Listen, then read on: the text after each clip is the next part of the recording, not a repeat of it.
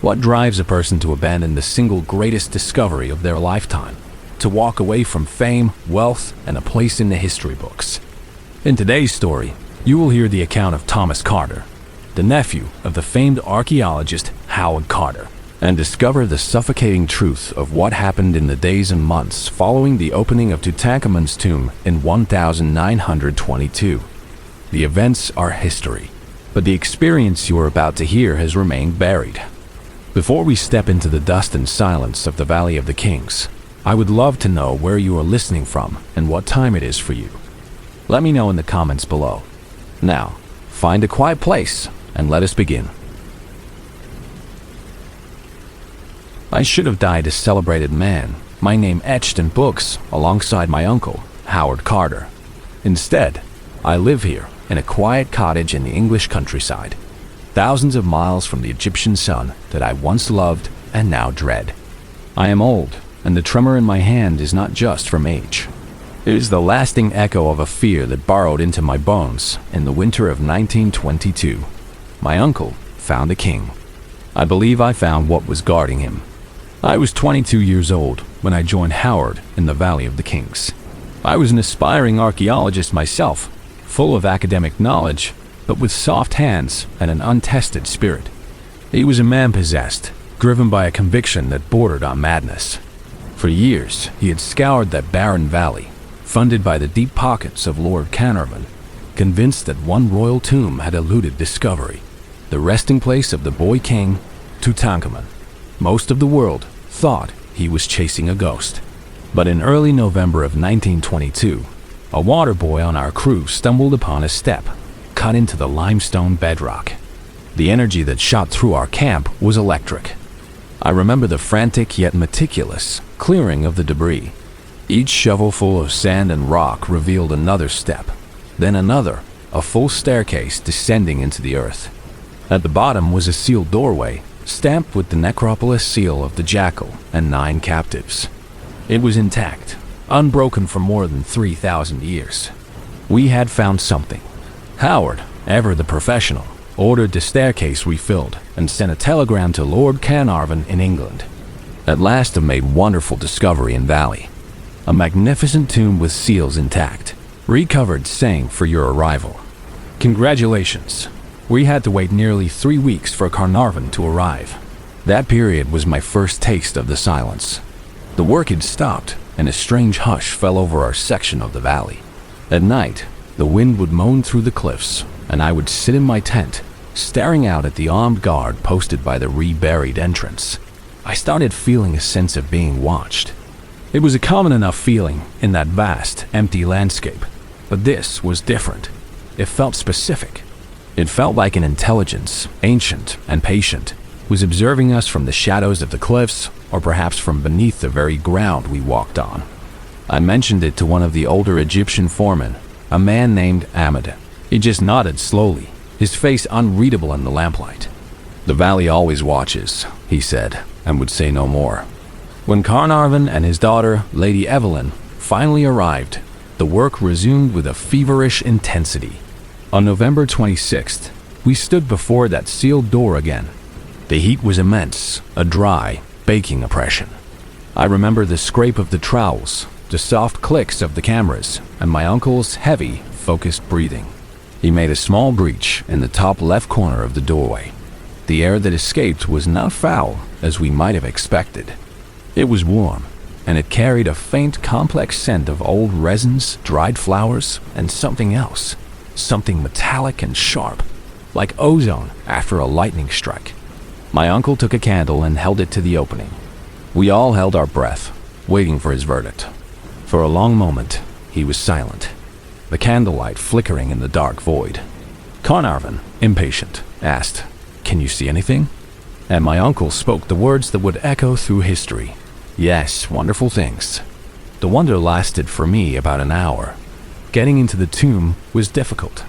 The passage was filled with rubble, which we cleared with painstaking care. The first chamber, the antechamber, was everything my uncle had promised. It was a chaotic jumble of treasure. Gilded chariots, strange animal-headed couches, alabaster vases, and golden shrines were piled to the ceiling. It was overwhelming, a sight that defied belief. But as I stood there, a sense of profound wrongness began to creep over me. The air was thick, heavy, and preternaturally still. It felt like the silence had a physical weight to it, pressing in on my ears, muffling the excited whispers of the others. I was tasked with helping to sketch and catalog the items, a slow and methodical process. I spent days inside that first room. The initial awe faded, replaced by a deep and abiding unease. I noticed cold spots in the chamber, areas where the temperature would drop so suddenly that my skin would break out in gooseflesh. There was no draft, no logical reason for it. I tried to measure the temperature change once, but my thermometer gave inconsistent readings, the mercury twitching erratically. It was during one of these long afternoons, while sketching the intricate details of a golden couch shaped like a lion, that I first heard it.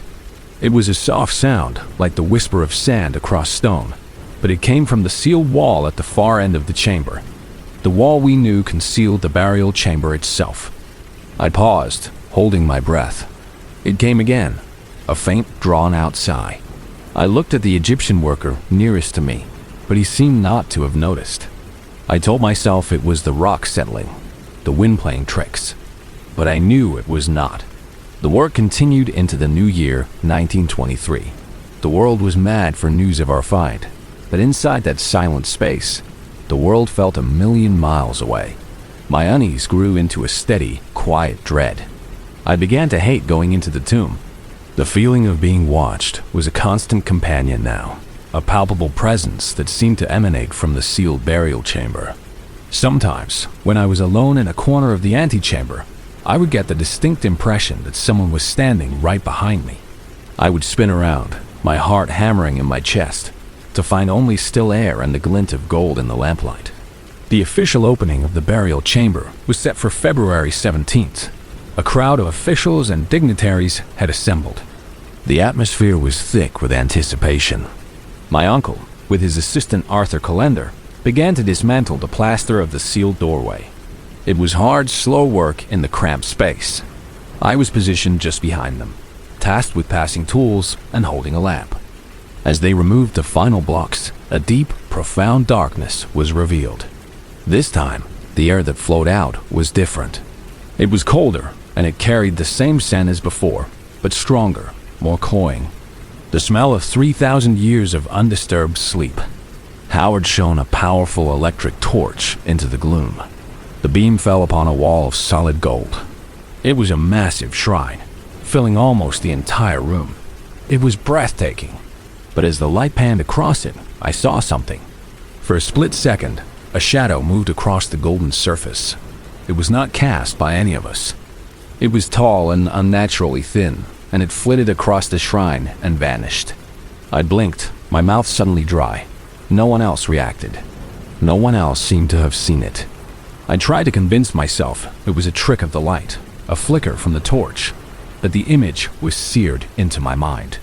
That night, my sleep was plagued by nightmares. I dreamt I was in the tomb, but it was not empty. Figures moved in the darkness, priests with animal masks, their movements slow and ritualistic. I could hear chanting, a low, guttural sound that made my teeth ache. I woke up covered in sweat, the chanting still echoing in my ears. The true horror began, as the world knows, with Lord Carnarvon. In early March, he was bitten on the cheek by a mosquito.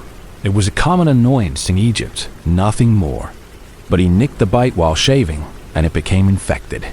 A simple infection should have been a trivial matter for a man of his wealth and resources, but it was not. He was soon consumed by a raging fever. The infection spread, leading to blood poisoning and pneumonia. As his condition worsened in his suite at the Continental Savoy Hotel in Cairo, my experiences in the tomb became more intense. The whispering I had heard became clearer. It was not a language I could understand, but the tone was unmistakable. It was angry. It was possessive. One afternoon, while working alone in the burial chamber to measure the dimensions of the great shrine, my lamp suddenly went out. I was plunged into absolute suffocating darkness. I fumbled for my matches, my hand shaking. As I struck one, the flare of light illuminated the chamber for a brief moment. In that instant, I saw him. Standing by the wall, a tall, emaciated figure, wrapped in dark linens. It was not a mummy, not a physical being, but a shape made of deeper shadow. It had no face, but I felt its ancient, malevolent gaze fixed upon me. The match went out. I screamed and scrambled blindly back through the antechamber and out into the blinding sunlight, gasping for air. I refused to go back in after that. I told my uncle I was ill, that the dust was affecting my lungs. He was too consumed with the discovery and with the news of Carnarvon's failing health to pay me much mind. I stayed in my tent, a prisoner of my own terror, jumping at every shadow. On April 5th at 2 in the morning, Lord Carnarvon died. The story reported in the papers was strange enough. At the precise moment of his death, all the lights in Cairo inexplicably went out, plunging the entire city into darkness.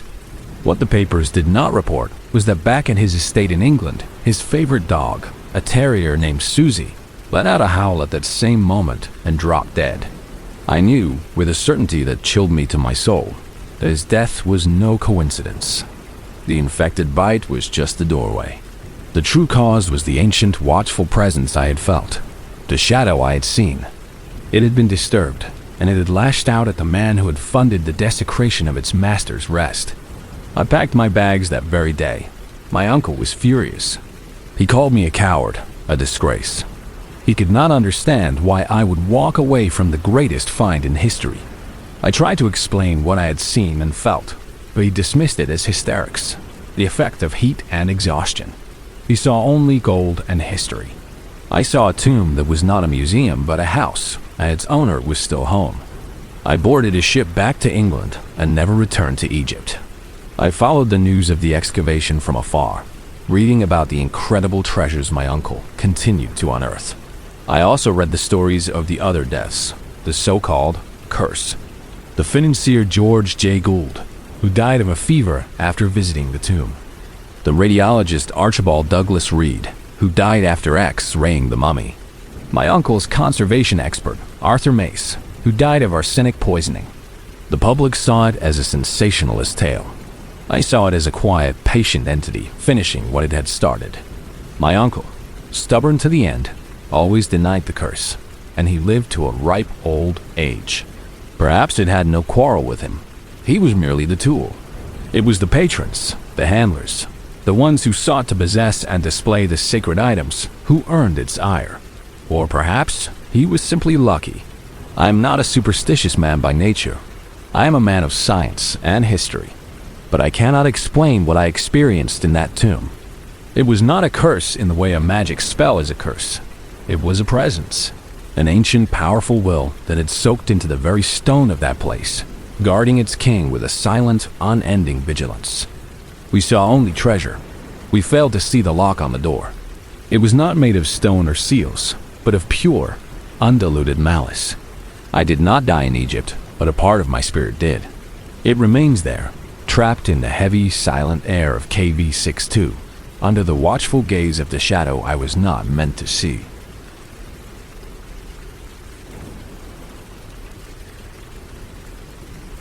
My name is Elif Korkmaz. I am, or rather I was, an archaeologist. I spent 8 years of my life dedicated to uncovering the secrets of the past. My specialty was the pre-pottery Neolithic period in Anatolia. For me, the ultimate prize was Göbekli Tepe. To work there was to touch the very dawn of human civilization. I finally got my chance in 2018, joining a German-Turkish team excavating the northern slopes of the main mound. I thought it was the culmination of my life's work. It was, instead, the end of it. Göbekli Tepe is a place that defies easy explanation. It is a collection of massive T-shaped limestone pillars, some weighing up to 16 tons, arranged in circles. They are covered in intricate carvings of animals, foxes, boars, snakes, and vultures. The site is 12,000 years old, predating Stonehenge by 6,000 years and the pyramids by 7,000.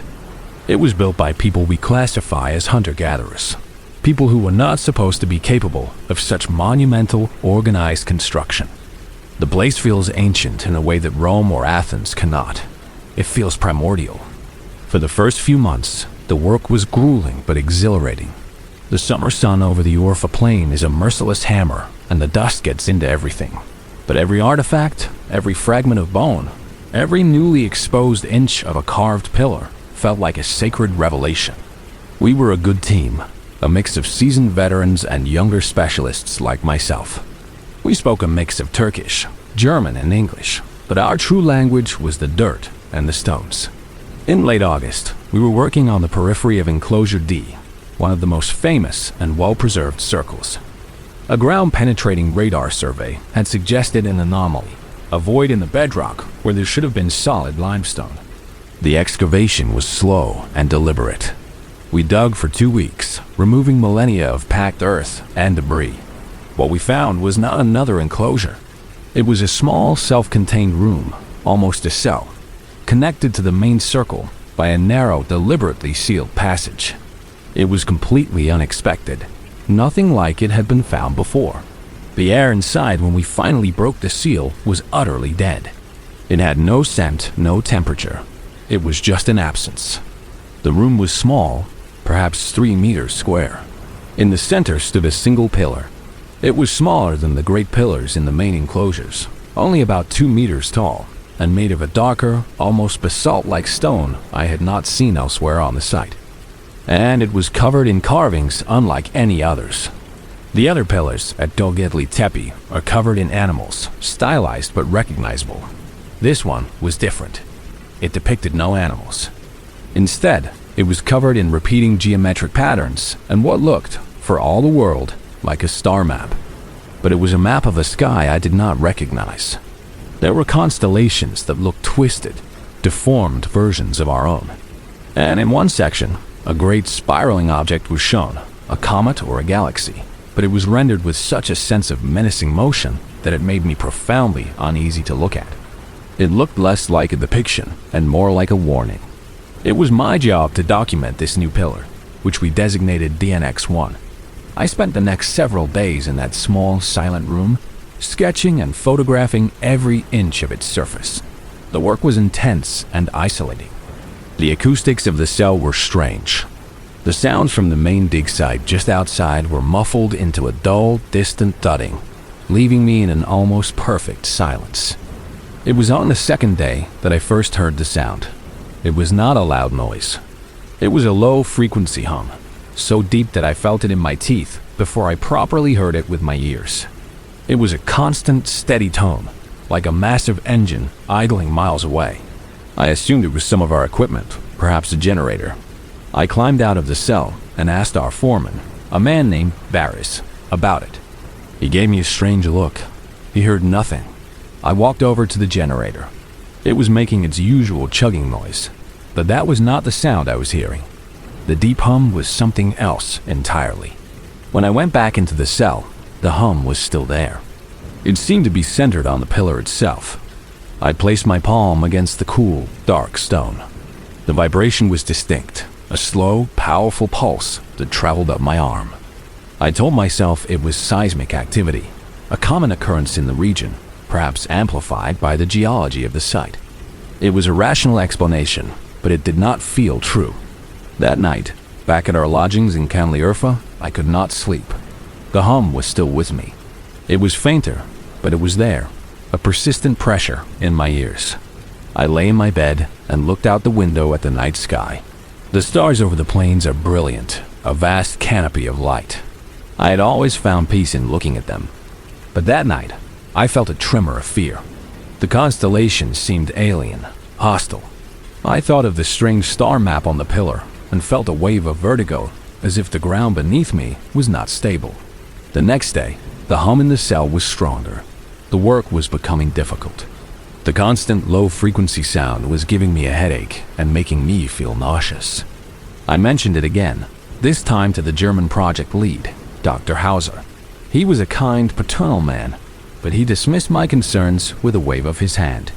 He suggested I was suffering from heat exhaustion and dehydration, common ailments on the dig. He told me to drink more water and spend less time in the enclosed space. I tried to follow his advice, but I was obsessed with the pillar. I felt a compulsive need to finish documenting it. The carvings seemed to hold a secret, a piece of knowledge that was vitally important. The spiraling comet-like object in particular haunted me. The ancient artist had managed to convey a sense of active, malevolent hunger. It was not just a rock in space. It was a predator. Over the next week, my condition worsened. The hum became my constant companion. It was no longer just a sound. It was a presence. It followed me from the site, into my room, into my dreams. My fear of the night sky grew into a full-blown phobia. I started closing the blackout curtains in my room as soon as the sun went down. The sight of the stars made my heart pound with a primal terror I could not explain. I felt as if something was up there, in the dark, looking down at me, and that the pillar was somehow a beacon or an amplifier, drawing its attention. My colleagues began to look at me with concern, then with pity. I was losing weight. I was not sleeping. I became irritable and withdrawn. I tried to explain what was happening to me, but the words sounded like madness, even to my own ears. How could I explain that a 12,000-year-old stone was whispering to me, telling me not to look at the sky? How could I describe a sound that no one else could hear? The breaking point came during my last day on the site. I was in the cell, making a final rubbing of the celestial map. The hum was louder than it had ever been, a deafening, soul-shaking drone. My head was throbbing, my vision blurring at the edges. I pressed my forehead against the pillar, and for a moment, the hum resolved into something else. It was not a single tone. It was voices.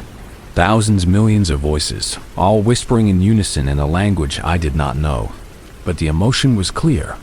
It was sheer, undiluted terror. I felt a sudden, sharp pain in my mind, and I saw an image. Not a memory, not a dream, but a vision projected directly into my brain. I saw the sky, but it was not our sky. It was orange and choked with dust. And I saw the spiraling object from the pillar. It was not a drawing. It was real, and it filled a quarter of the sky, a swirling vortex of black rock and cold fire. It was descending. The whispers I heard were the screams of the people who had carved this pillar, the last testament of a world that was about to be erased. They were not depicting a god. They were depicting the end. I screamed and scrambled out of the cell, falling to my knees in the dirt, gasping. The sun felt like a physical blow. Barras and 2 other workers ran to my side. I was babbling, incoherent, pointing at the sky, then at the hole in the ground. They thought I was having a seizure or a psychotic break. Dr. Hauser was called, and he made the decision that my work at the site was over. I was driven back to Kanliurfa that afternoon and put on a plane to Istanbul the next day. I never went back. I resigned from my position at the university. I could not be an archaeologist anymore. I could not bear to touch the earth, to feel its deep, slow vibrations. I moved to a small apartment in a crowded part of Istanbul, a place where the city lights blot out the stars. I have not seen a clear night sky in 6 years. The hum has faded, though it never truly goes away. Sometimes, on quiet nights, I can still feel it in my bones, a faint echo of a 12,000-year-old warning.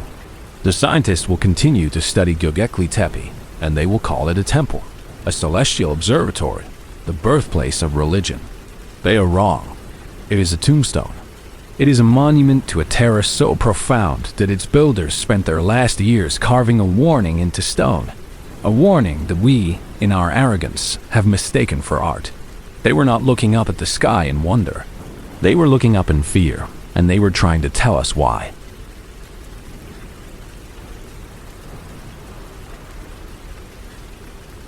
I am a man of science. My name is Dr. Kenji Tanaka.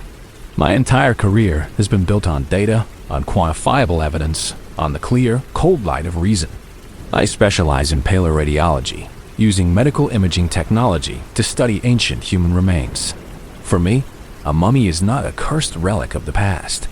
It is a biological archive, a story written in bone and desiccated tissue. I have scanned pharaohs and priests, workers and nobles. I have seen evidence of disease, trauma, and ritual.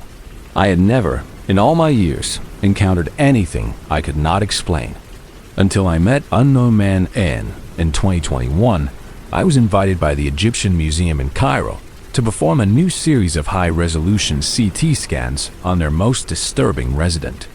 The world knows him as the Screaming Mummy.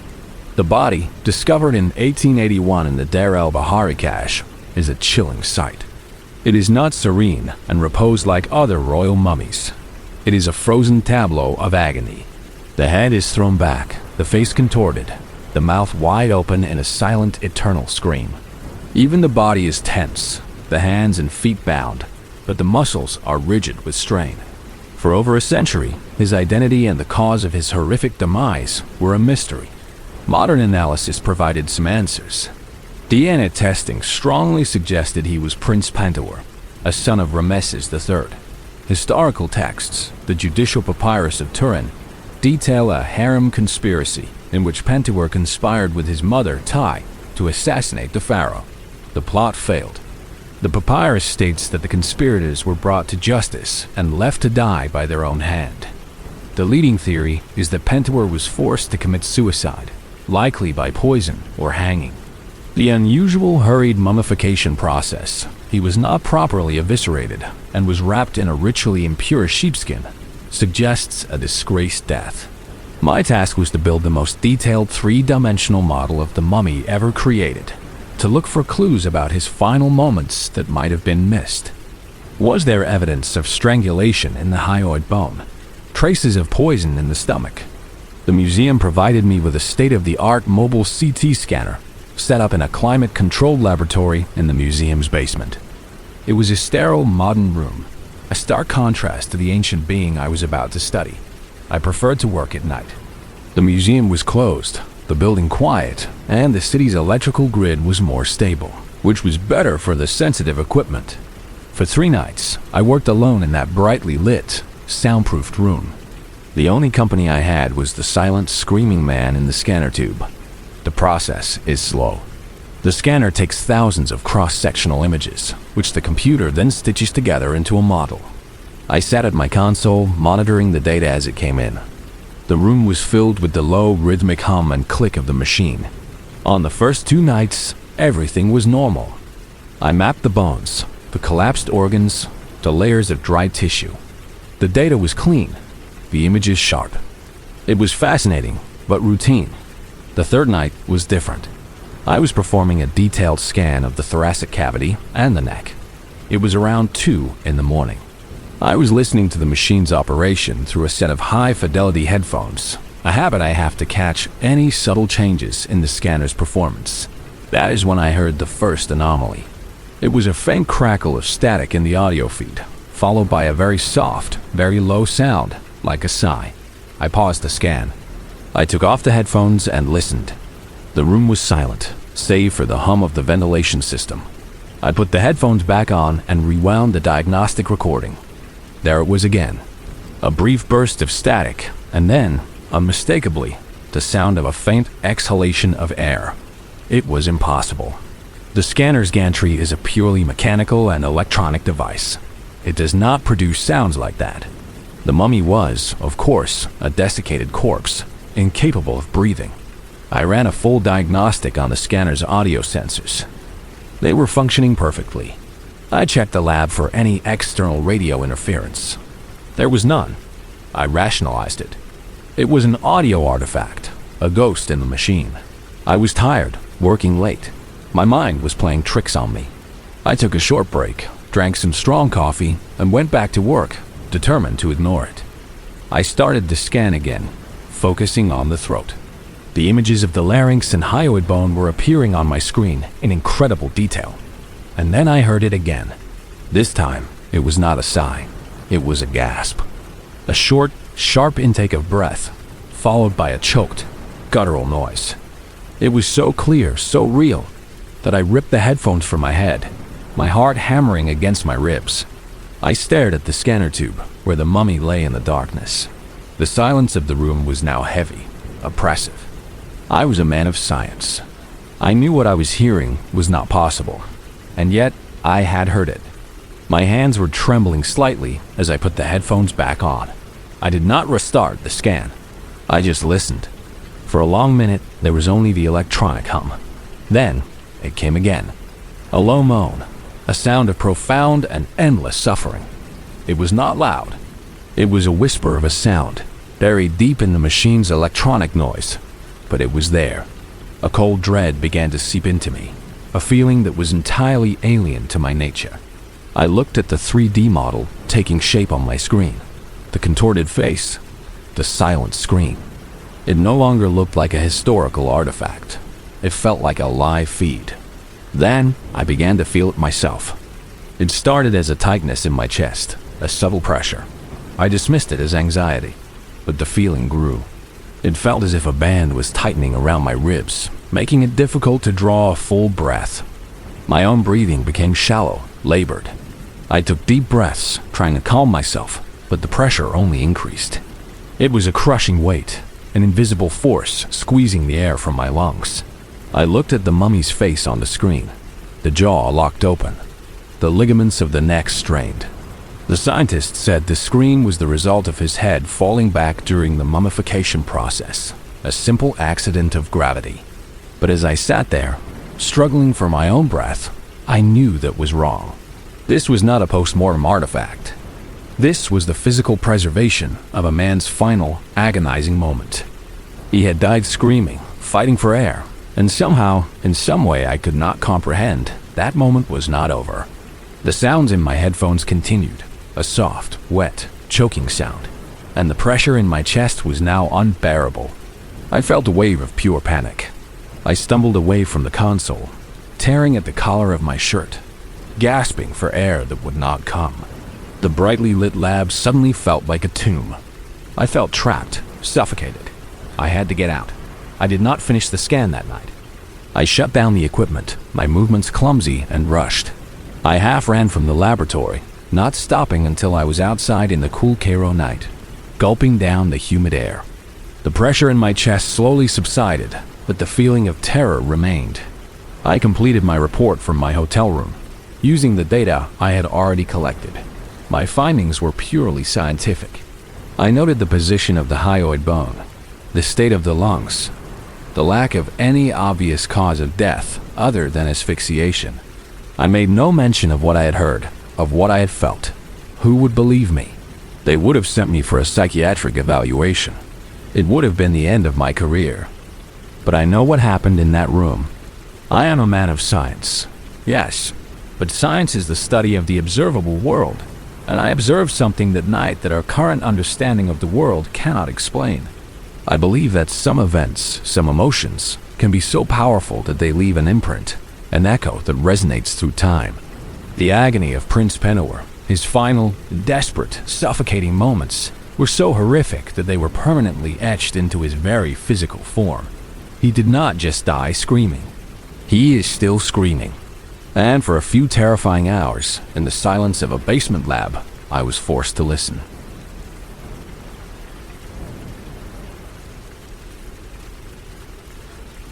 Archaeologists are, by nature, comfortable with the dead. We treat human remains with respect, but also with a clinical detachment. They are sources of data, windows into the past. We analyze their bones, their teeth, their grave goods, to understand how they lived. We are not easily spooked. I, Astrid Jensen, spent 15 years excavating burial sites across Denmark. I had held the skulls of Viking warriors and the delicate bones of Bronze Age children. I thought I was immune to the macabre. The bog taught me otherwise. In the spring of 2023, I was leading a small team from Aarhus University on a survey of a peat bog near Silkeborg in Jutland. The area is famous. In 1950, just a few kilometers from our survey site, peat cutters discovered the Tollen Man, one of the most remarkably preserved human bodies ever found. He was an Iron Age man, hanged and placed in the bog as a likely ritual sacrifice 2,400 years ago. His serene, sleeping face has become an icon of the Danish past. We were not specifically looking for another body, but in the back of every archaeologist's mind when working in these bogs, the thought is always there. The unique chemistry of peat bogs, low oxygen, high acidity, prevents the decay of soft tissues. The bog tans the skin, turning it a dark, leathery brown, and preserves hair, clothes, and even internal organs with incredible fidelity. To find a bog body is a rare and precious thing. Our ground-penetrating radar found him. It was a clear anomaly, a human-shaped density about 2 meters below the surface. The excavation began immediately. The work is incredibly delicate. We did not use shovels, but trowels, and eventually, our bare hands, peeling back the layers of dark, wet peat like pages in a book. The first thing we saw was a foot. The skin wrinkled but perfectly intact, the toenails still visible. Over the next 2 days, we slowly revealed him. He was a man, lying on his side in a fetal position. He wore a simple leather belt and a cap of stitched animal hide. Like the Talon man, he had a rope around his neck. It was a braided leather cord, pulled tight into his skin. But unlike the Talon man, his face was not serene. His eyes were closed, but his mouth was slightly open, his brow furrowed. There was no peace in this man's face. There was only tension and the shadow of pain. As the lead archaeologist, the responsibility for the primary excavation and documentation fell to me. I spent hours on end kneeling at the edge of the shallow pit, the cold, damp air seeping into my bones, the distinctive, earthy smell of the peat filling my senses. I meticulously cleaned the soil from his skin, photographed every detail, took samples of the surrounding peat. It was intimate work, a slow, careful communion with a man who had died 2 millennia ago. Perhaps it was too intimate. The dream started on the second night. I was in a familiar place. The landscape of reeds and murky water was the bog, but it was different. It was younger, the trees taller, the air colder. I was not myself. I was him. I could feel the rough fabric of a tunic against my skin, the chill of the damp air on my bare arms. I could feel the rough grip of hands on my biceps pulling me forward. I could see other people around me, their faces grim and determined in the failing light. They were not angry. They were solemn, performing a duty. I was not afraid. There was a strange sense of resignation, of acceptance. I walked with them through the shallow water, the mud sucking at my feet. I could hear them chanting, a low, guttural drone that was both song and prayer. I knew where we were going. I knew what was about to happen. The dream was always incredibly vivid, a full sensory experience.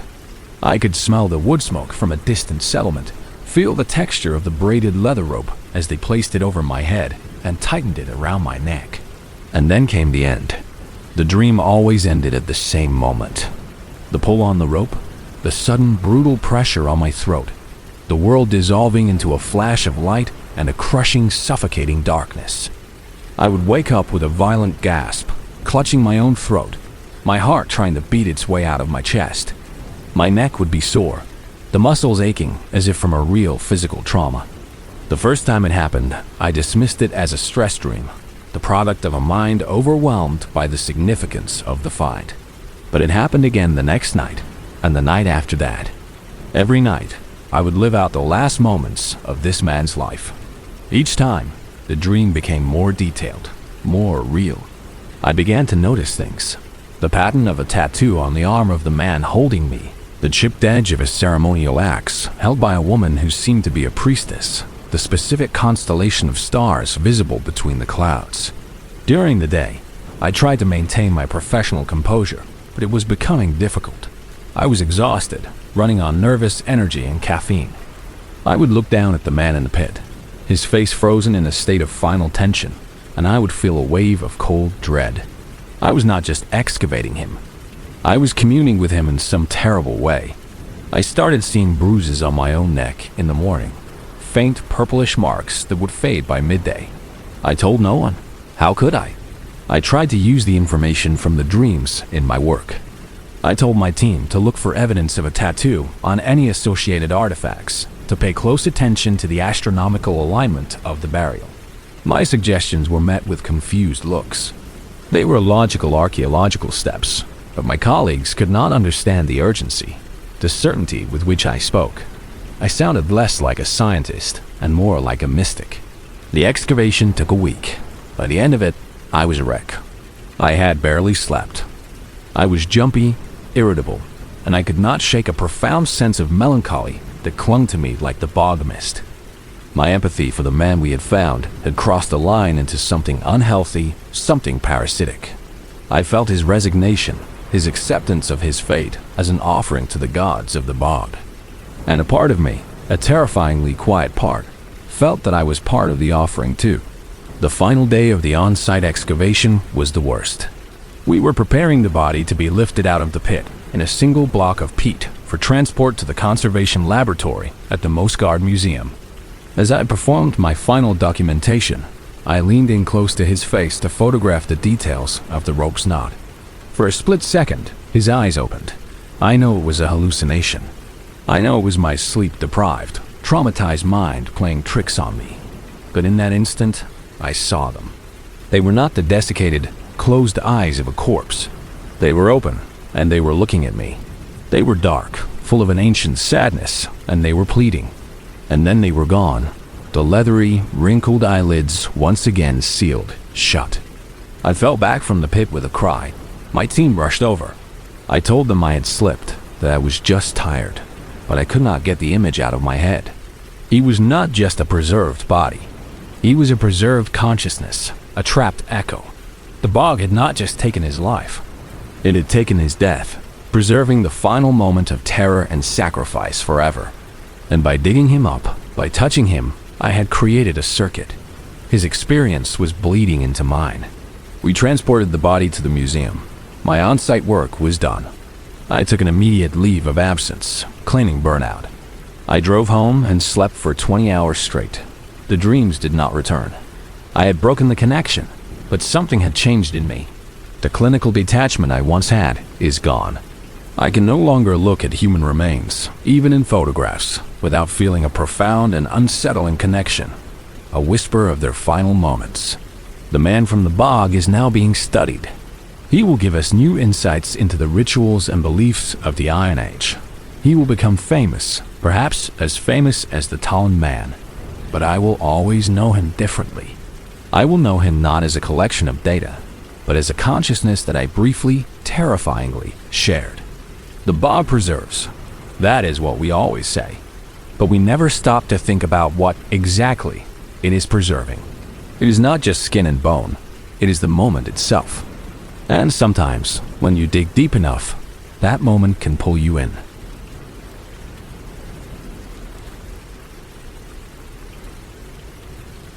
My field is archaeogeomatics. It is a dry, data-driven discipline. I use drones, LiDAR, satellite imagery, and GPS to map ancient landscapes. I deal in hard numbers, in precise coordinates, in models with a margin of error of less than a centimeter. I came to Peru in 2024 with a simple goal: to prove, with incontrovertible data, that the Nazca lines were nothing more than ceremonial pathways constructed by ancient people with simple tools and a clear understanding of geometry. I held a particular disdain for the mystics and pseudoscientists who attributed them to aliens or forgotten high-tech civilizations. I was here to replace wonder with facts. My hubris was rewarded with terror. The main Nazca Plateau has been mapped to death. My project, funded by a European university, was focused on a newly accessible area, a remote, arid plain about 80 kilometers north of the more famous figures. Initial satellite surveys had shown faint traces of geoglyphs, and I was sent to conduct the first ever high-resolution aerial survey. It was a solo mission. I was an experienced field operative, and I preferred the solitude. I set up a small, self-sufficient camp, a tent, solar panels for my equipment, and enough food and water for 10 days. The silence and the isolation of the desert were, to me, a perfect working environment. My primary tool was a state-of-the-art survey drone, a quadcopter equipped with a LiDAR scanner and a multispectral camera. My methodology was rigorous. Each day, I would run a pre-programmed survey flight over a specific sector. The drone would fly a precise grid pattern, capturing thousands of images and millions of data points. In the evening, I would download the data and let my powerful laptop process it overnight, stitching it all together into a flawless sub-centimeter resolution 3D map of the ground. The first few days were a success. I discovered a series of previously unknown figures. Not animals, but complex trapezoids and long, straight lines, some running for several kilometers before disappearing into the hills. They were beautiful in their precision, a testament to the skill of their creators. Each evening, I would overlay the new day's map on the previous day's map. The overlap was always perfect, the data consistent. It was a clean, satisfying project. The first sign of a problem appeared on the morning of my fourth day. I was reviewing the data from day 3, overlaying it on the map from day 2 as a routine check. I saw a registration error. A long, perfectly straight line, about 2 kilometers in length, appeared to have shifted its position by approximately 3 centimeters to the east. My immediate assumption was equipment error, a GPS glitch, a satellite timing issue, a subtle movement of my ground control point. It was annoying, but explainable. I spent the entire morning recalibrating everything. I triple-checked the GPS receiver, ran diagnostics on the drone's inertial navigation system, and secured my ground control point by cementing its tripod feet to a large boulder. I was certain I had fixed the problem. That afternoon, I reflew the exact same survey grid from day 3. That night, I processed the new data. My blood ran cold. The line had moved again. The map from my afternoon flight showed the line had shifted another 2 centimeters to the east from its position that morning. It was now a total of 5 centimeters away from where it had been on day 2. My recalibration had done nothing because the equipment was not the problem. The ground itself was the problem. The line was moving. I felt a dizzying sense of disbelief. It was a physical impossibility. Geoglyphs are subtractive features, made by removing the dark, oxidized desert pebbles to reveal the lighter soil underneath. They are scars on the landscape. They do not move. Tectonic creep? That is measured in millimeters per year, not centimeters per day. Soil erosion? The wind could not move an entire 2-kilometer line with such perfect uniformity. I walked out of my tent into the cold desert night.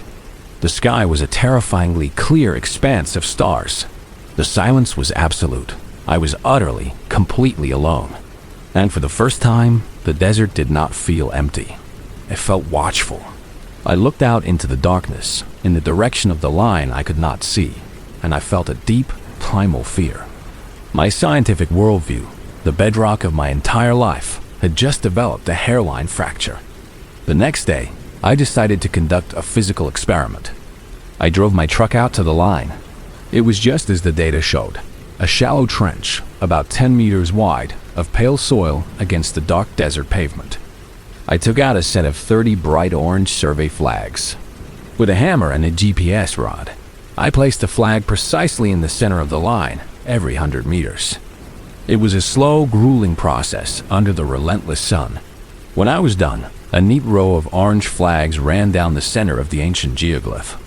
If the line moved, the flags would be the undeniable proof. I ran my drone survey again that afternoon. I did not sleep that night. I sat at my laptop, watching the progress bar of the data processing with a knot of dread in my stomach. The map rendered just before dawn. I zoomed in, and I felt my sanity fray. The image was clear. The pale strip of soil had shifted. My neat row of orange flags was no longer in the center. They were now all positioned near the western edge of the line. The geoglyph had slid eastward, right under my markers. I grabbed my keys and drove back out, my truck kicking up a plume of dust in the early morning light. I did not need to get out of the vehicle. I could see it clearly. The orange flags, standing starkly against the landscape, were no longer in the middle. The ground beneath them had not moved. The line had. That was when the real fear began. This was not an error. This was not a natural phenomenon. It was something else. I spent the day flying the drone over all the other lines I had mapped. I processed the data. All of them. Every single line, every trapezoid was moving. They were all crawling across the desert floor at a rate of a few centimeters per day, all moving in a generally eastward direction. The entire system of lines was in slow, silent, coordinated motion. My mind started to unravel. I thought about the theories I had so arrogantly dismissed. The lines were not pathways. They were not art. They were something else. They were alive. Or they were the tracks of something that was. The precision, the geometry, it was not for human eyes looking down.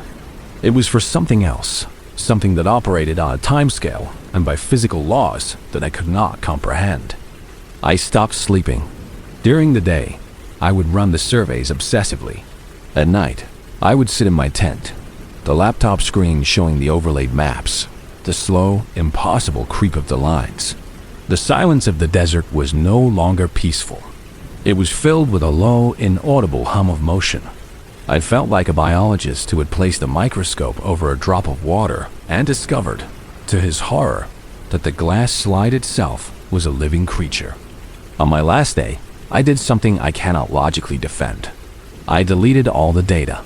All of it. The maps, the raw LiDAR points, the flight logs. I formatted the hard drives and physically smashed the backup SSD with a rock. I could not show this to anyone. They would not believe me.